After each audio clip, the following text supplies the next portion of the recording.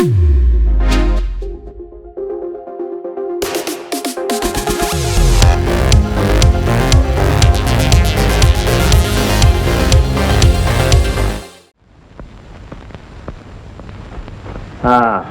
എത്ര ലോഡ് പോയി?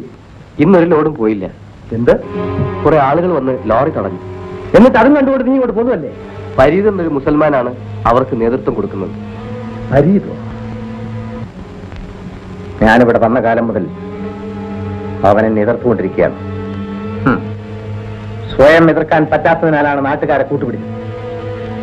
ശരി, ഞാൻ കൂടെ വരാം. ഡാഡി, എന്താ മോളെ? ഈ വനം കൊള്ളയും കള്ളക്കടത്തും ഇനിയെങ്കിലും മതിയാക്കരുത് ഡാഡി. മോളെ, നാം ഇന്ന് അനുഭവിക്കുന്ന സുഖ സൗഭാഗ്യങ്ങളെല്ലാം ഈ വനം കൊള്ളയുടെ നേട്ടമാണെന്ന് മറക്കരുത്.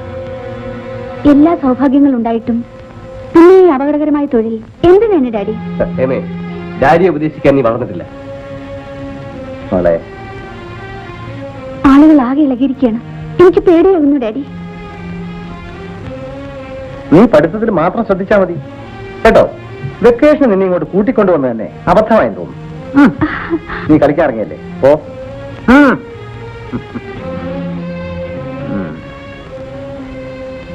രഘു,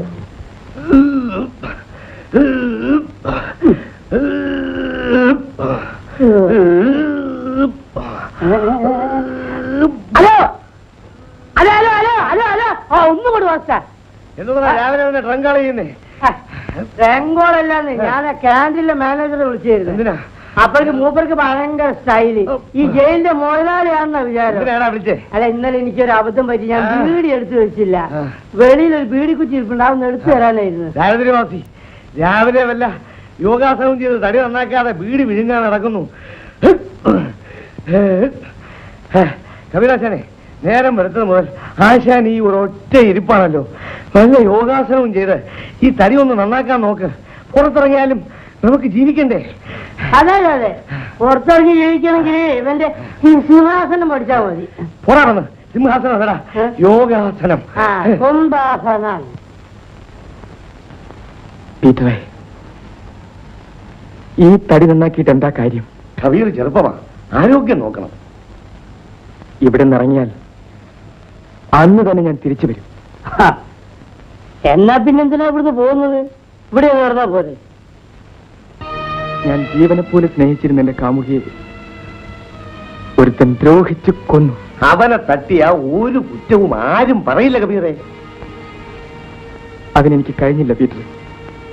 അതിനു മുമ്പ് അവരെന്നെ കൊലയാളിയാക്കി കള്ളക്കേസുണ്ടാക്കി. എന്നാ ഇന്ന് ജയിലിൽ കാടി അവന് തട്ടിയേച്ചുമ്പോ വേണം ഞങ്ങളും കൂടെ വരാം. അത് പറ്റില്ലല്ലോ, ഒരാൾ ഇവിടെ വേണമല്ലോ. എടാ പീറ്ററെ, ഞാനിവിടെ നിൽക്കാൻ നീ കൂടെ പോയിട്ട് വാ. ഞാൻ ഇസ്ലാമാണ്. കള്ളവും ചതിയും ഞാൻ ചെയ്യില്ല. ജയിലിൽ ചാടാൻ ഞാൻ തയ്യാറില്ല. അത് നിയമവിരുദ്ധമാണ്. തരം കിട്ടിയാ ഞങ്ങൾ ചാടും. താക്കോൽ വാടന്റെ കയ്യിലിരിക്കേക്ക് എന്നെങ്കിലും ഞാൻ മോചിതനാവും. അന്ന് എന്റെ പ്രതിജ്ഞ ഞാൻ നിറവേറ്റും.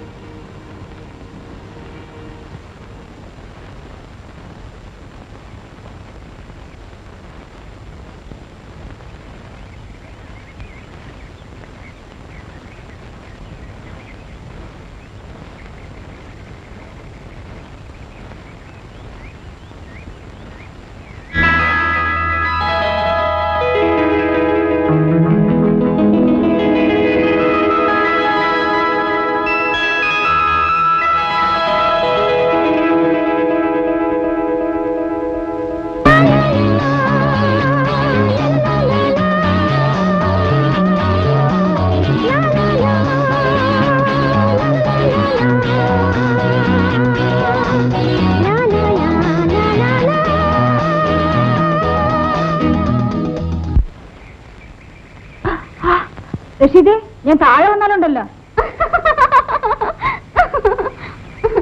ചേച്ചി, ആ കൊല്ലുകൂടെ.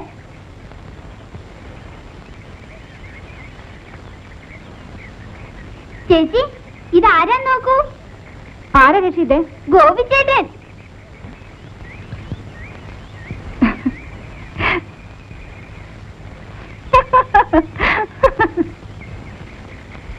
ഗോപിക്ക് നെല്ലിക്ക വേണോ? ഈ കഴിക്കുന്ന നെല്ലിക്ക ആർക്ക് വേണം?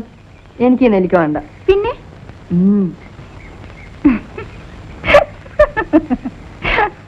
അയ്യേ, ഈ ചേട്ടന്റെ നോട്ടം കണ്ടോ? ഊളം കോഴിയെ നോക്കുന്ന പോലെ.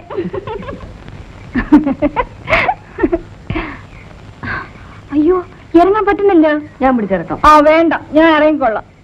ആ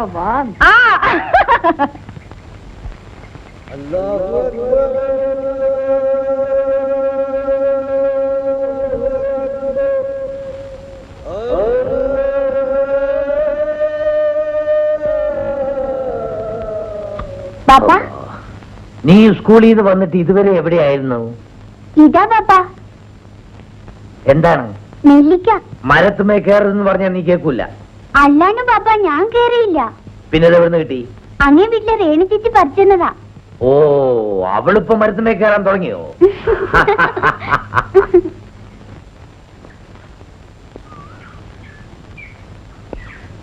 അല്ലാ, ഇതെന്ത് പറ്റി? പരീതിക്ക ഈ നാട്ടിലെ വലിയ ആളാ. വളച്ചൊടിക്കാതെ കാര്യം പറയും. ആ ശേഖരൻ മോലാളുടെ ജീപ്പ് പിടിച്ചതാ ഇത്.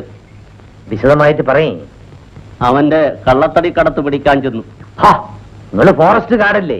അതിനല്ലേ സർക്കാർ ശമ്പളം തരുന്നത്? പാസില്ലാതെ വന്ന ലോറിയും തടിയും വിടത്തില്ലെന്ന് പറഞ്ഞ് ഞാൻ തടഞ്ഞു. മുൻപേ വന്ന ജീപ്പ് എന്നെ ഇടിച്ചു തെറിപ്പിച്ചിട്ടങ്ങ്. എന്ത്? ഗാർഡിനെ ഇടിച്ചിട്ടിട്ട് തടിയും കൊണ്ട് അവന്മാര് പോയല്ലോ?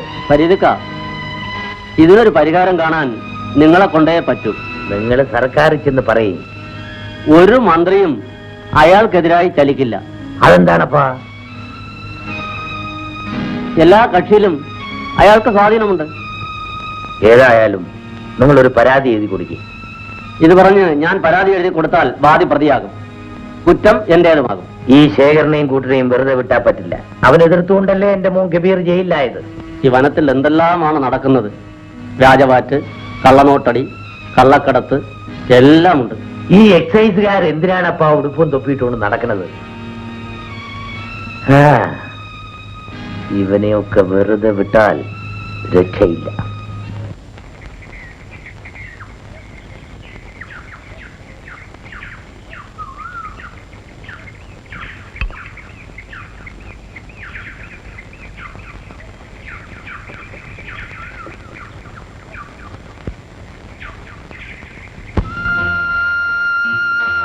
ചേച്ചി ചേച്ചി,